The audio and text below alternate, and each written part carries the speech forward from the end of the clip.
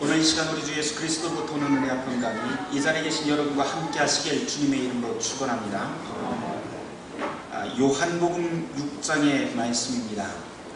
눈치채신 분들이 있을지 모르겠습니다. 이미 우리가 교회로 복음서 본문으로 근 한 달 내내 지금 요한복음 6장의 말씀을 가지고 보고 있습니다.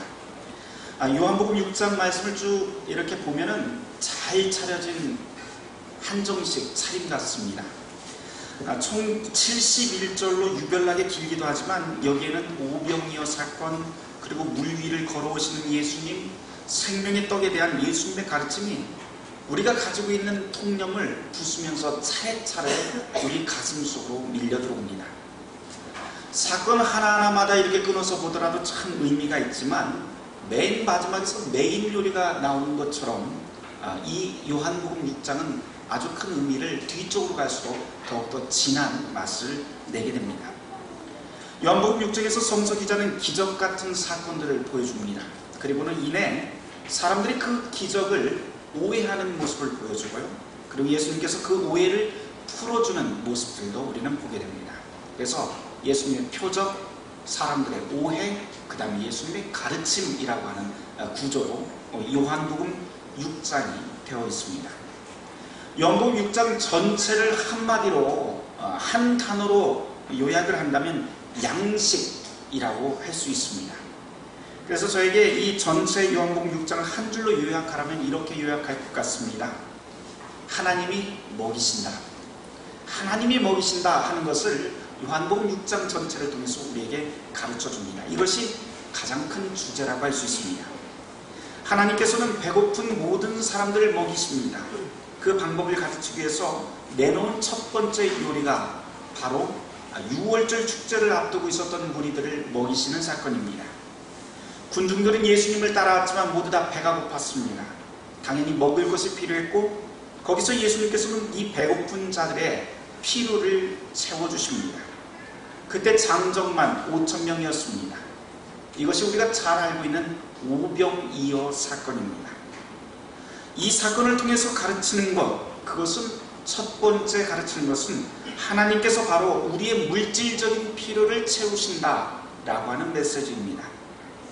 하나님께서 우리의 물질적인 필요를 채우신다, 이것만 해도 시대를 초월해서 주목받을 만한 주제입니다.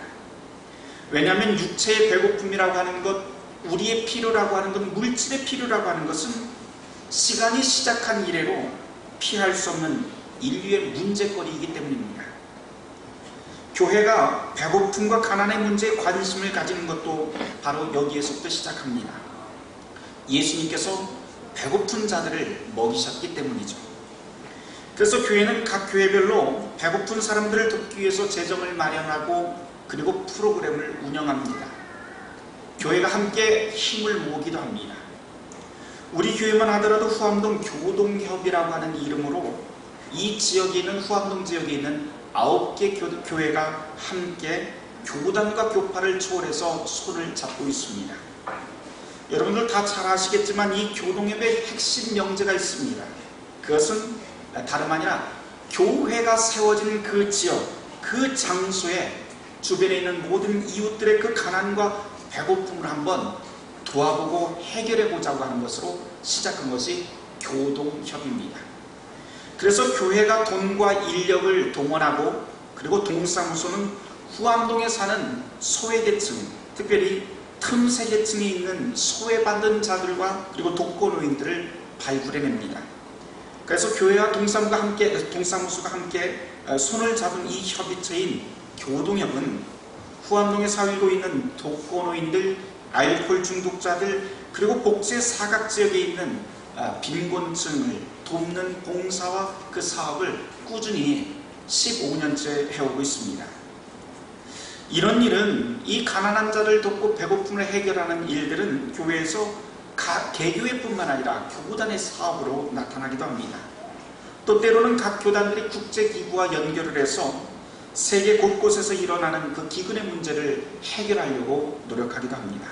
아프리카, 남미, 동남아시아에서 그리고 전쟁과 재난 중에 있을지라도 어느 곳에건 교회는 트럭과 트럭에 물과 빵, 의약품을 싣고 제일 먼저 달려갑니다.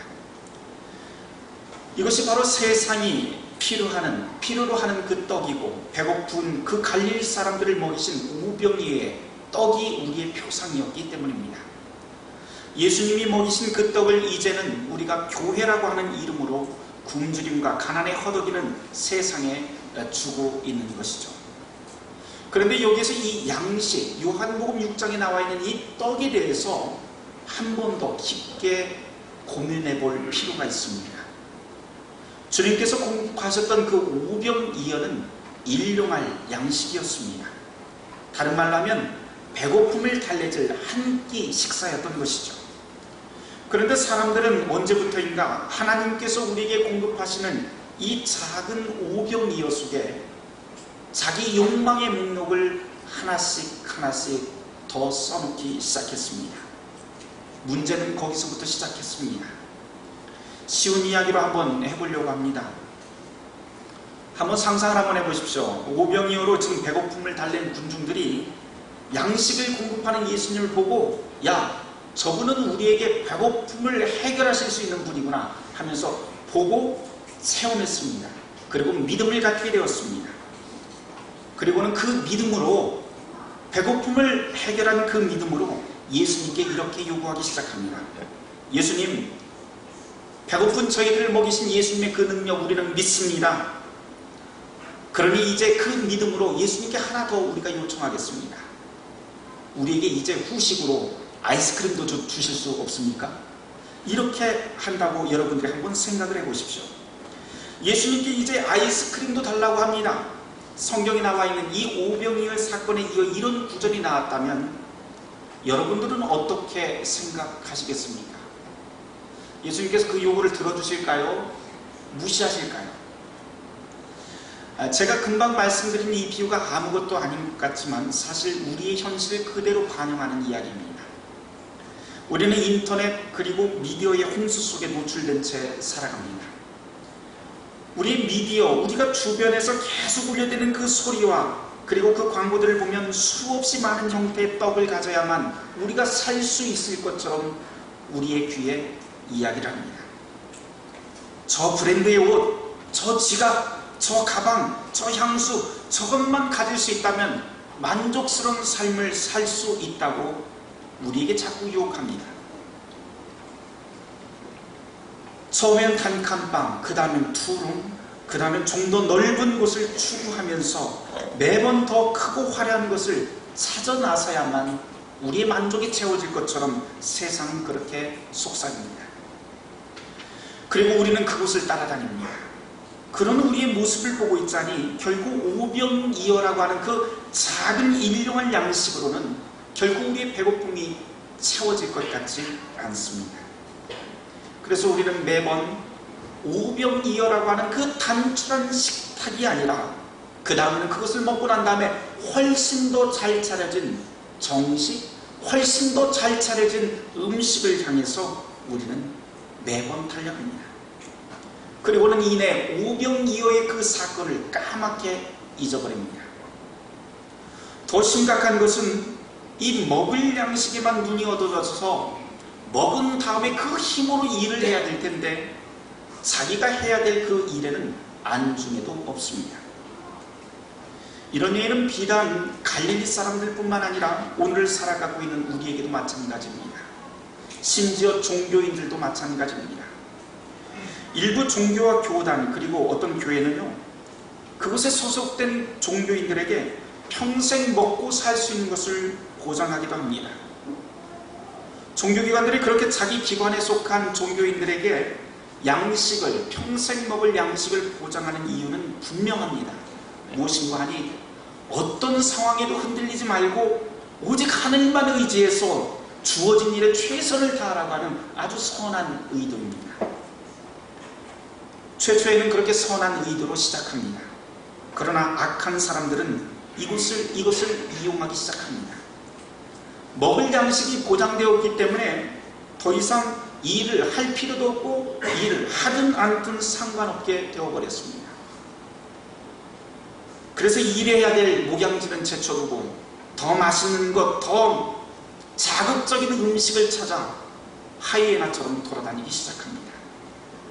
마치 이것은 오병이어의 배부름을 맛본 군중들이 예수님을 향해서 이제 오병이어가 아니라 아이스크림도 더 달라고 요구하는 꼴과 같습니다.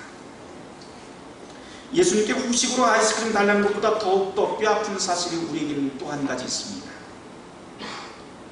이런 조직의 그 누구도 이 태도가 정말 잘못되었다고 문제를 제기하지 않는다는 것입니다. 왜냐하면 배부르게 먹고 사는 것, 그것이 이 종교 조직체의 문화 속에 뿌리 깊게 자리 잡고 있기 때문입니다. 그래서 열심히 일하는 사람이 오히려 바보가 되어버리는 그런 세계가 되어버렸습니다. 혹여 그런 교회가 있다면 그런 곳은 교회라고 이름 붙일 수도 없고, 그렇게 살아가는 종교인이 있다면 그 사람은 종교인 또는 목사라고 할 수도 없을 것입니다. 그런 곳은 오직 육체의 배고픔만 해결하는 장땡이라고 하는 천박한 세계일 것이고, 그 천박한 세계 속에서 먹을 것만 쫓는 목사라면 그저 천박한 세상을 쫓아다니는 광대 그 이상도 이하도 아닙니다.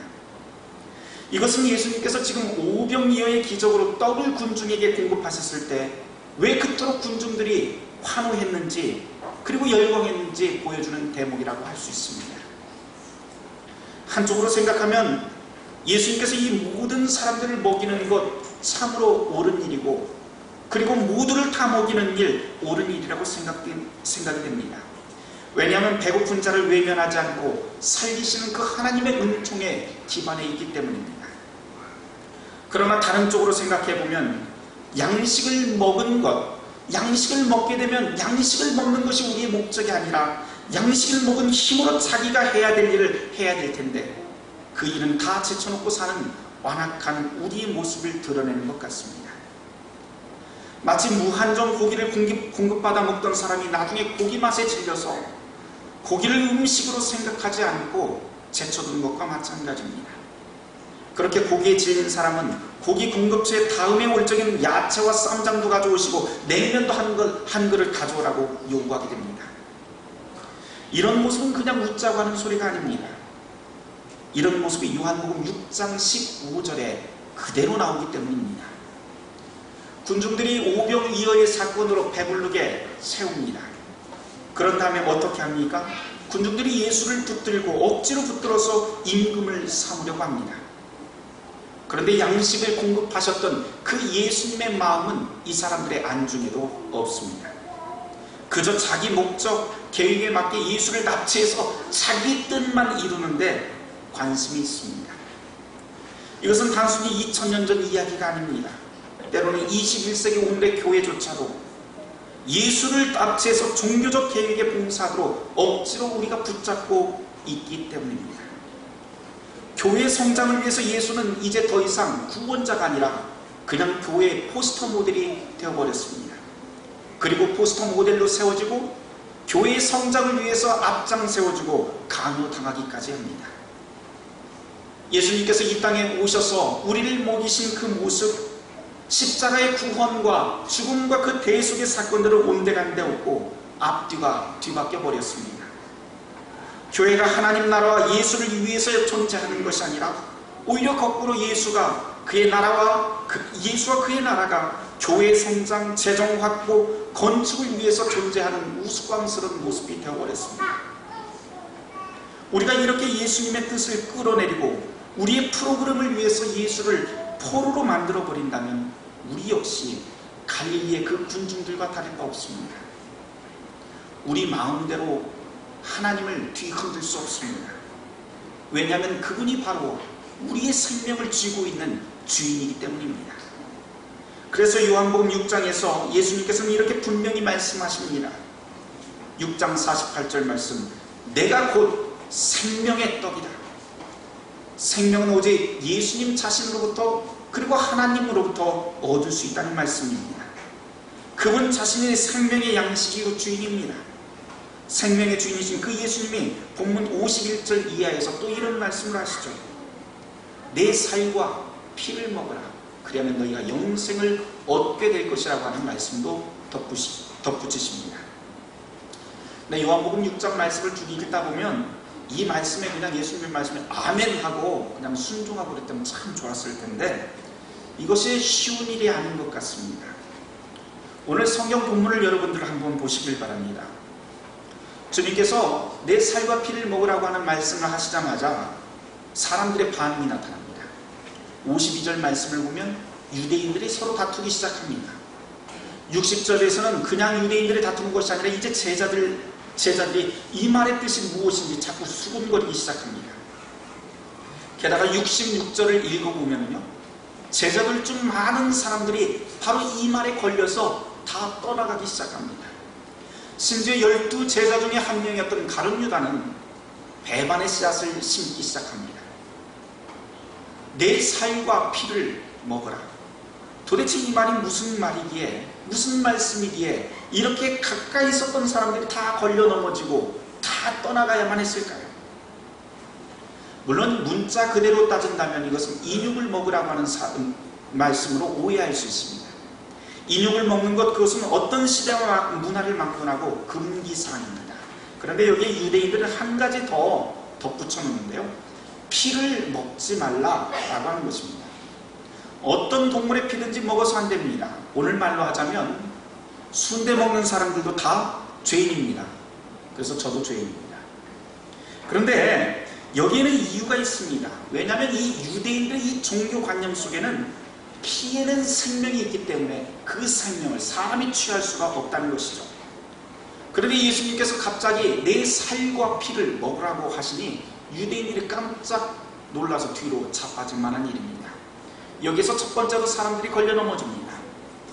그런데 이 말씀은 이 한 구절로 끝나는 것이 아닙니다. 예수님께서는 이 말씀을 통해서 미리 예견하신 교회의 성찬을 의미하고 계십니다. 이 대목에서 다시 한 가지 깊이 생각해야만 합니다. 이 성찬의 말씀 역시 우리가 생각하는 그냥 주일날 와서 그저 매주마다 드리는 그런 종교적 행사나 행위가 아닙니다. 이 성찬은 바로 지난주일 제가 여러분에게 설교 말씀을 드렸다시피 예수님께서 죽음을 목전에 앞두고 사랑하는 제자들과 함께 나누신 식탁입니다. 또한 이 성찬의 그 식탁은 죽음을 이기게 될 부활하실 하나님의 그 능력과 하나님 아들을 몸과 마음으로 만나는 매개체가 바로 성찬입니다. 그래서 이 성찬은 거룩한 만남입니다.